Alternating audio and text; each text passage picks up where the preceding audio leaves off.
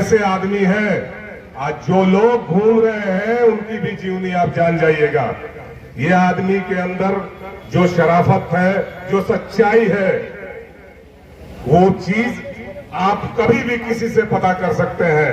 इनके अंदर किसी तरह का कोई भेदभाव नहीं है, चाहे वो हिंदू, मुस्लिम, सिख, ईसाई, कोई भी इनके दरवाजे पे चला जाए। ये आज मैं मन से नहीं बता रहा हूँ, इससे पहले भी बहुत सारे लोग इनके घर पे जाते थे और बहुत सारा कार्य इन्होंने किया। ये 5 साल से मेहनत कर रहे हैं। ये आज मार्केट में नहीं आए हुए हैं, ये राष्ट्रीय जनता दल के पुराने नेता हैं, ये पुराने नेता हैं, ये आज नहीं आए हैं। ये आप ना समझे कि ये आज आए हैं। और जितने लोग घूम रहे हैं ना, ये लोग कितने दिन से आए हैं, ये आप लोगों से छिपा हुआ नहीं है। हमारे युवा साथी से यही हमारा अपील है, बुजुर्गों से यही अपील है कि आप मजबूती के साथ इनके साथ खड़े रहिए। आपके साथ ये हर वक्त खड़े रहेंगे। जय हिंद, जय राष्ट्रीय जनता दल।